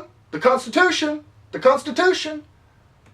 They know a lot of Tea Partiers and freedom fighters would let down their guard when they see someone put their oath on the Constitution. How many of those freedom fighters know when the Constitution and those factors came into play? Well, that's another story, but I'm going to help to expose it and bring the word out. UN peacekeepers released after being kidnapped by insurrectionary rebel forces of Syria, the so-called Syrian rebels, which are trying to seize the power of Syria illegally from President Assad. So the peacekeepers were released. They weren't released to the UN. They were taken hostage and they were released to Jordan. So it shows that they don't have much of a respect for the United States or what would be the UN. Not at all. And these people are raping, pillaging, taking over, doing things that are illegal. There have over 1 million people have fled Syria because of the hell. I mean, I could show you video footage of decent, innocent men and women not associated with the military, not associated with President Assad. They're just residents of towns like Aleppo and this and that, being beat, being tortured. I got footage of an old man having pieces of his mustache being ripped out of his mouth, being slapped around by young men in their 20s. An old man that looks like he's 80 years old, knowing that he can't do nothing but sit there and take it when they punch on him, when they slap him, when they degrade, humiliate him. Is that the freedom you want? You want to see your wife getting raped by 6 Syrian rebels, gangbang style? Is that what you want to see on YouTube? Is that what you want to see? Because I don't. It's time to start fighting, folks. Some of you may think that I'm getting a little bit too graphic, and I don't care. I'm going to stand up and I'm going to get as intense as what it takes. I'm going to defend the Constitution. And if I have 2 options, to either hand over my guns or to start loading up and fight whoever's at my door, I swore upon an oath to protect this damn nation against all enemies, foreign and domestic. So when a cop becomes a tyrant, when a cop decides to take an order and to disarm me and take away my constitutional rights, you better shoot me before I shoot you. I swear to God. Now, U.S. Press Secretary, former Press Secretary Robert Gibbs on drones, blowing the whistle. Let's go to that video right now and we'll see you after this break. I certainly think there are aspects of that program that are and will remain highly sensitive and very secret. But let me give you an example here, Chris. When I went through the process of becoming press secretary, one of the first things they told me was, you're not even to acknowledge the drone program. You're not even to discuss that it exists. Wow. And so I would get a question like that, and literally I couldn't tell you what Major asked, because once I figured out it was about the drone program, I realized I'm not supposed to talk about it. But here's what's inherently crazy about that proposition. You're being asked a question based on reporting of a program that exists.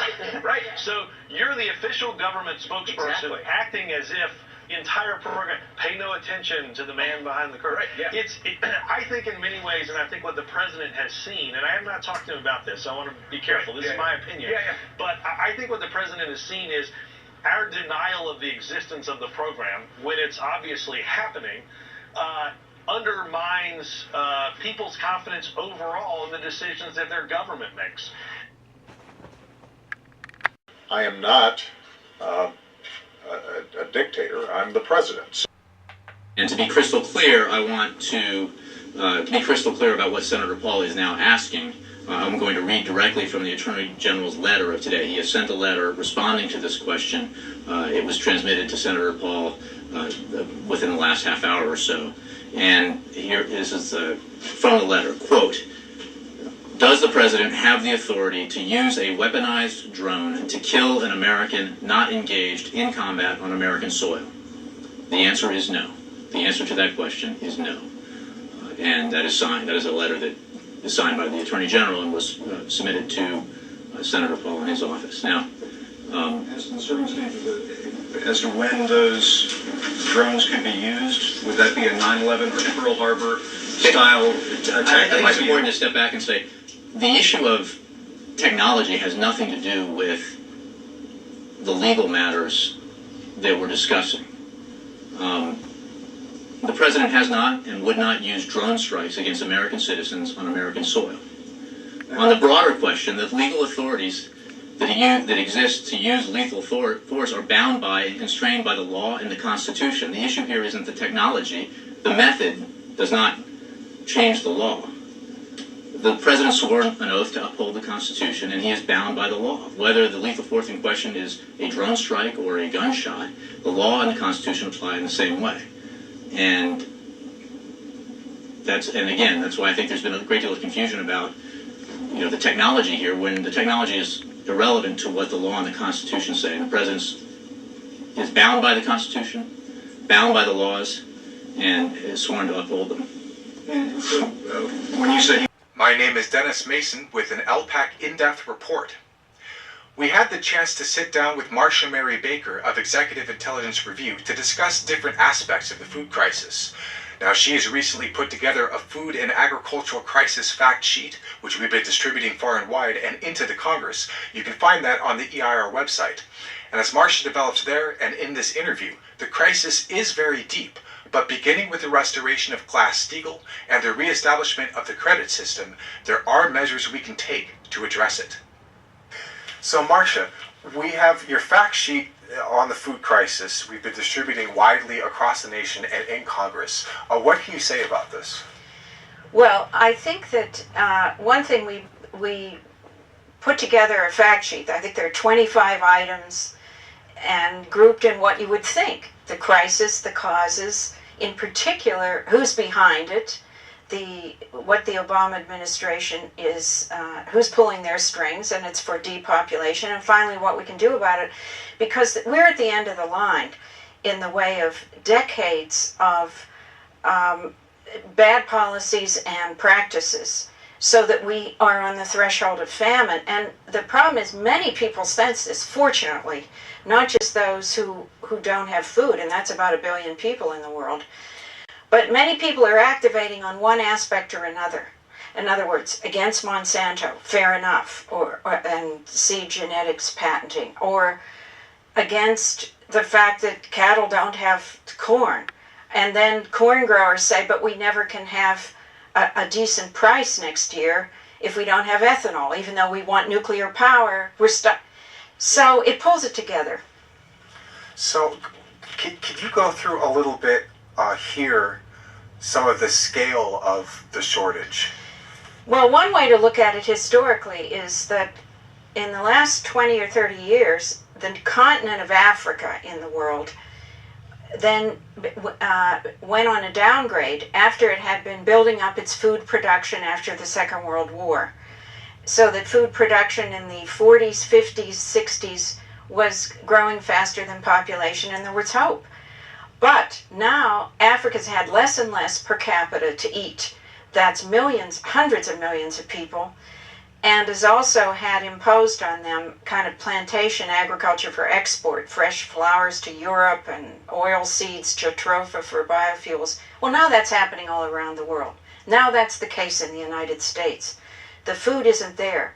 For 5 years, the meat animal herds, that's the cattle, the poultry flocks, hogs, they've declined in numbers. Hogs might go up and down a little, but there's been a severe decline in the number of cattle of all kinds. The last three or 4 years, the total grains production, corn, wheat, and other things in the United States, has gone nowhere, has gone down. So in absolute tonnage terms, we're talking about a crisis in the United States and internationally. Now, when you're looking at the crisis, when we're talking here, we're talking about actual food, the production of what's necessary to sustain humanity. But when you look at some of the response, for example, the idea is that since the price is high for corn because of ethanol, the farmers will make more money. Or in the case of droughts and whatnot, the farmers will be able to take out their insurance, the crop insurance, and they'll get money. And therefore, because the flow of money is doing okay, agriculture as a whole is doing okay, even if, because one argument that's made is that, well, if there's less grain available, that'll drive the price up, and that's good for the markets, right? Well, in fact, the chief economist for the Obama administration for agriculture, he's a fellow named Dr. Joe Glauber. He said on February 21st, that's the annual Agriculture Outlook Conference of the Department of Agriculture. It's institutional, takes place every 80 years. And he said just what you're saying. He made this money argument. Oh, the farm income this year the net farm income will probably never have been greater, because after the drought, the corn prices went up, so the corn growers got some money. Well, of course, he leaves out of that mentioning that the cattlemen, the dairy herds are shutting down, other things are in trouble. So it's strictly in money, and more than that, he gave this money argument for the year 2013 ahead. And he said, well, within 2 years, more corn will be produced, for example, and other grains. He just asserted, because we'll have normal weather and normal yields. Well, where did that come from? We hope so. I do hope so. But, and he said, so the empty bins will refill by August 2014 when the corn crop comes in, referring to the fact that now we almost have nothing. And so he's asserting this myth, and then he's using it. He's saying because the high prices for certain kinds of things, like corn, and if we have higher prices for milk, that will induce farmers to go back into bigger production again. Well, if you're not farming anymore because you had to shut your dairy herd, like 100 dairy herds in California went under in the last year out of maybe 1,500. The idea that you're going to be induced by higher prices to produce again, this is crazy. And this is the monetarist argument that we're getting right now out of Washington. Yet that has no correlation with the physical reality. If you have culled your herd, you can't just, there's no magic switch that you can just turn on the cattle herd again. That's a capital investment cycle, which takes a long time to rebuild. 20 years for the case of a good dairy herd. You're breeding, you're checking, and so this is really shows that with this kind of situation, we're at the end of the line. If you have a cumulative deterioration in your soils, the lack of water, we've had drought for 2 to 3 years, 80% of the High Plains Farm Belt is in some form of a drought, very severe in some cases, whole states, like Colorado or Kansas and others. And here we are in February, March, which is still towards the end of winter, so the winter wheat crop, which has been in the ground since the fall, is questionable, and what kind of soil moisture for putting in the corn and soy this spring is in question, even if we're lucky and the blizzards help and we get... You have a deficit of soil moisture in the plains states, and that's, I hope there's a miracle, but that's not a farm policy, that's just hopes and prayers. And the other thing, I think there's a sixth sense among a lot of our millions of fellow citizens around the country that, well, maybe food will continue, well, a hope that food will continue to be produced, but we're not facing some orderly decline if we don't have meat animals and we have less food, that we all can hold hands and live on hominy grits or oatmeal or something, which is the way some people ate cornmeal all year during the 1930s. But that was an emergency situation. That's not some policy response that we dare think we're going to have. We have potential chaos because of the whole financial context and the monetary system in the transatlantic blowing out too, on top of everything we just said. Well, when you say that we're at the end of the line, because since essentially the 1970s, you've had a major shift in agriculture away from the intent to grow food for people to this idea of markets, as we were saying a little bit earlier. You know, the idea of the price ratio and these things as a benchmark for how well the industry is doing. Which has nothing to do with the physical reality of how much food we're actually producing.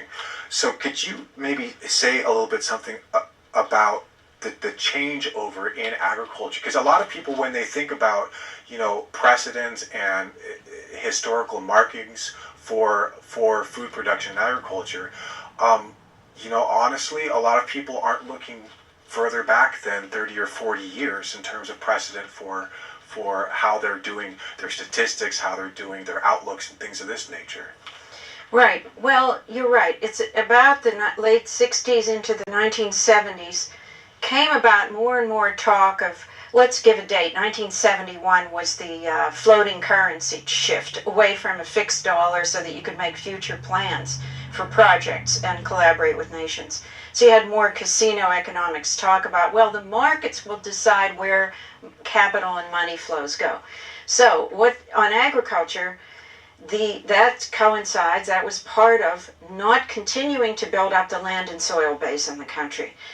Before that, from the 30s, of course you had the war in the 1940s, but you had major development projects, the Tennessee Valley Authority, and you even you had proposed the big one, the North American Water and Power Alliance in the late 50s and 1960s to bring water on a continental scale from the great Northwest that's flowing into the Arctic or into the western to the Pacific, down through the dry Canadian areas and into western United States, even to Mexico. But that was absolutely shelved. So you were using up well water out west. You were using up formerly parts of the California water plan that was started in the 50s. You were using up the Ogallala Aquifer.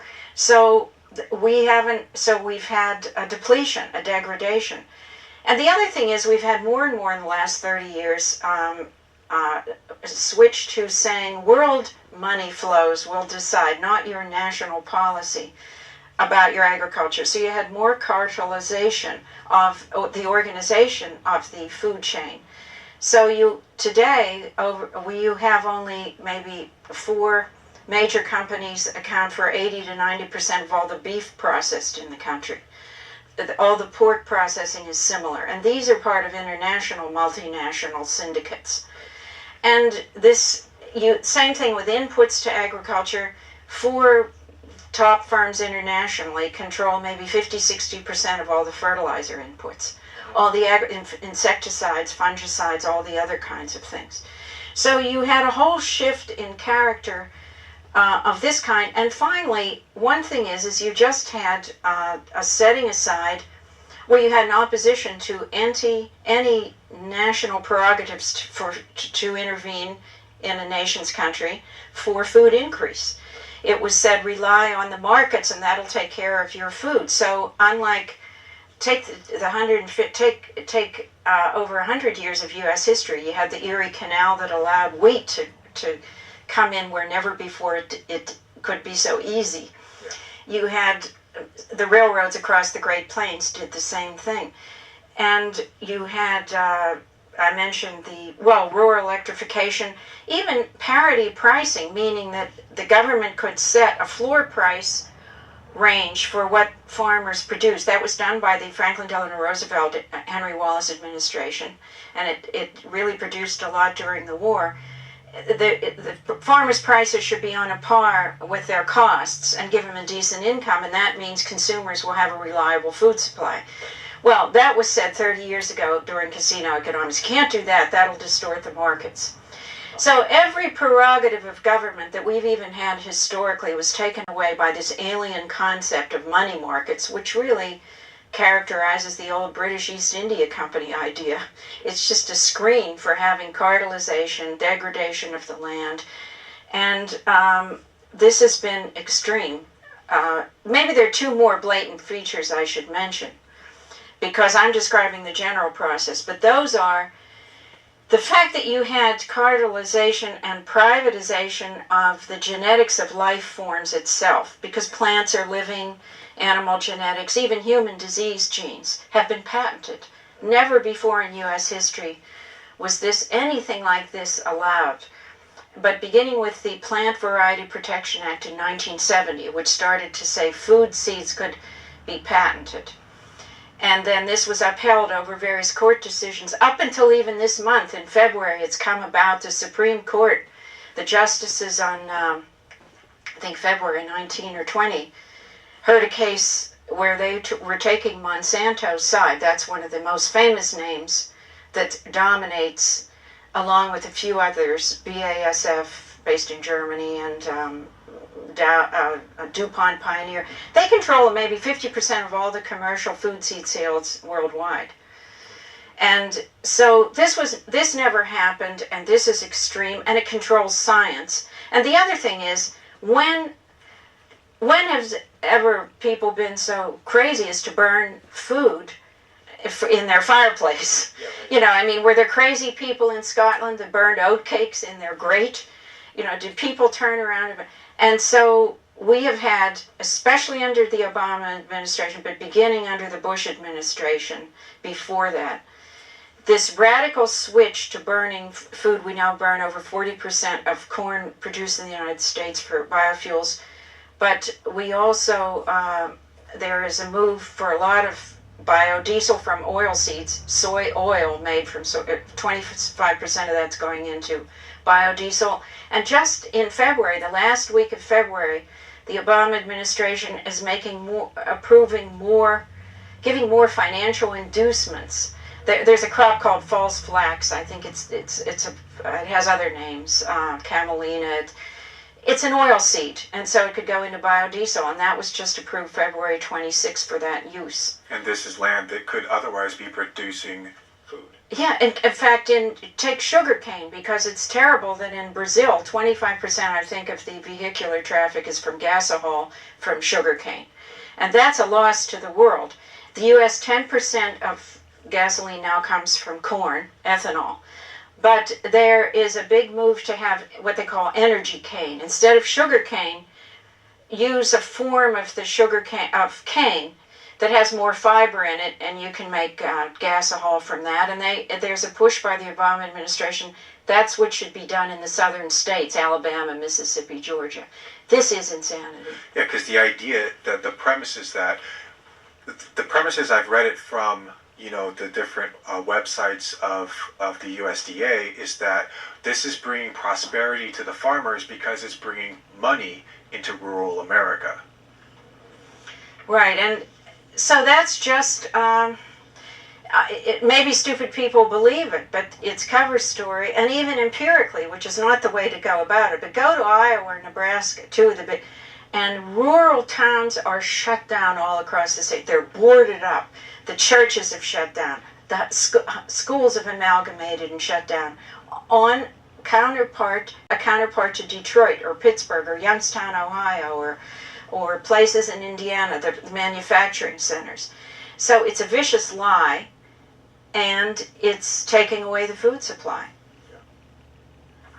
You were saying, when we were discussing a little bit earlier, on this question of the premise of the free market being a free market, that being an actual myth, that it's not the case that, you know, somehow, you know, market forces in and of themselves are going to, you know, determine what's best, you know, for the farmer or any of these kinds of things. But like we saw with the LIBOR rigging, the whole thing, you know, is actually controlled. Yeah, this is a concoction, isn't it? And just a flashback, at the time of the Bretton Woods meeting in New England, in New Hampshire, after the Second World War to discuss we need a world monetary system again. And there was good, bad, and ugly about it. But one thing is, it was raised there should be an ITO, International Trade Organization. And that was voted down without any discussion, because everyone thought that's a sovereign right. You can't take away the sovereign right of a nation to make treaty arrangements with other nations for trade, mutually beneficial trade. Well, then fast forward to the 1980s began the UN General Agreement on Tariffs and Trade talks in Paraguay, exactly for the purpose of ushering in this idea of, we'll discuss that one world, one market, and that's supposed to benefit citizens of every nation. And that took hold with a lot of propaganda that was just that there will be competition among nations and different places. And by the 1990s, we had North American Free Trade Agreement, and then we had the big one, World Trade Organization. And the premises were they were concoctions that citizens will be better off if they have access to the world production, which is crazy. Take the United States now. Realize you go at certain seasons, of certain points in the seasonal shifts, 60% of our fresh fruits and vegetables come from abroad, which there's no reason, given our big latitudinal range, we could be producing. So really, this stuff about malarkey about free markets, world competition, world access for your citizens, it was all just a smokescreen for the fact that certain financial interests connected to the banks you're alluding to that did things like rig London borrowing rates and then screw people on that basis. This commodities wing that has these big names, such as Nestle's, Unilever, Kraft, they control then major percentages of food supply, and all of that money talk appealed to people who started to believe in money. I mean, the other side of it is, why was everyone so vulnerable? Why did lawmakers go along with this, and why did citizens allow this to happen? We are now at the end of the line on that, but it is worth looking back to see why you should be so vulnerable that you think you can eat money. Yeah, right. I think the other aspect of what you're referencing there also is that with people buying into this idea of the free market being able to determine things and whatnot, is also a smokescreen for the attack on the policy of having a strategic reserve of food. Because in any given nation, this came up, well, in any given nation, if in today's market environment, it's said that if you're keeping reserve of food, that's going to skew the market, so-called.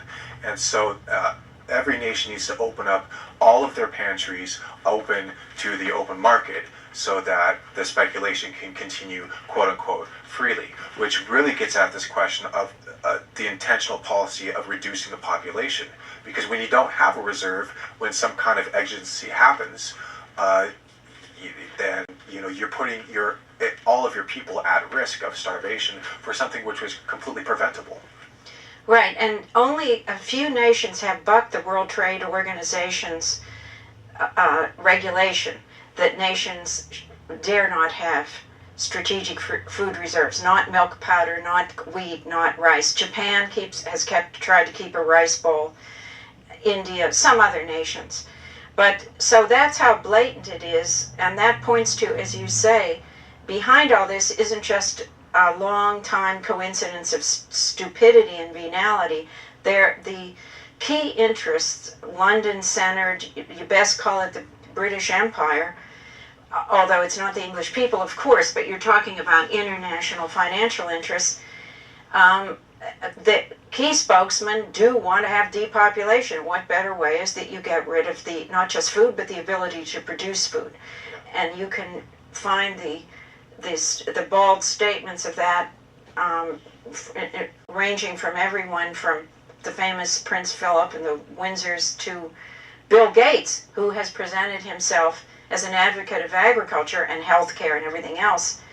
But he's an advocate for the system that's now brought us to the point of famine and disease, and especially the control of science. that he says it must be in the hands of the people who do it best, meaning these cartelized chemical, medical, and agriculture companies that are controlling the direction of research. So, and he speaks for depopulation, Bill Gates and company. Well, we've just put out draft legislation for restoring the original National Bank. And in the introduction to that legislation, Michael Kirsch, the author, goes back and forth between monetarism and a credit system. And it's pretty clear that how science, what you reference with the seed patenting and the direction of research, is all based on the question of the past. And what I mean by that is that, will it make money? Can it be demonstrated to make money? And therefore, if there's some kind of an accounting mechanism which can show that it'll make money, then maybe we'll fund it, and that's the direction of research, rather than with this question of credit, with this question of looking for what's best to increase the potential of man in the universe, directing your research toward that, I think is key. So if you could speak to a little bit how it'll look in terms of agriculture with this question of the restoration of the National Bank, the credit system as a system. Right. Well, we are on the verge of such extreme danger, but such extreme shift for the good. It's very exciting, and I think I'd like to just reference one thing. Some know, some don't, but take the state of South Dakota, both of whose chambers in February have voted up resolutions calling on Congress to enact the Glass-Steagall law, which is the gateway to sound banking from the point of view of the gateway of restoring national sovereignty, especially over the future of the condition and future of our nation. And through setting up the pushing ahead to reestablish the original concept in the National Bank, you can see that in agriculture, it's maybe a beautiful, I hope self-evident picture of how you can start to intervene in the land and water base, resource base of the nation, to make those kinds of improvements. Again, the North American Water and Power Alliance 21 for the continental scale, and also the rehabilitation of what currently exists, like the Mississippi River and other inland waterways. And all of this to service agriculture, to have the context for literally the ability to produce. Now, in particular, with the National Bank, in that vectoring of reestablishing that and a means to credit, then you have the means to, there are associated actions, such as nullifying these laws that started in 1970 and have continued, allowing patent rights to seeds, to genetics, to genes that have to do with food and even human diseases. You nullify that and unleash, you can have credit for research, as we once did after Abraham Lincoln in our land-grant college systems. So University of Minnesota on wheat, or Penn State University and Cornell in dairying, University of California. These are famous, but reactivate through the right venues the kind of public good research. This goes hand in hand with the role of the bank for credit, meaning you determine the future. Then you get into the exciting frontiers of how could you best maybe improve photosynthesis. For example, in rice, we're not the biggest rice producer, but we have a wonderful rice bowl in the White River Valley, Arkansas, Louisiana, Texas has a rice bowl. And the scientists, without being fettered by these patenting and this other kind of stuff, would like to transfer capability from corn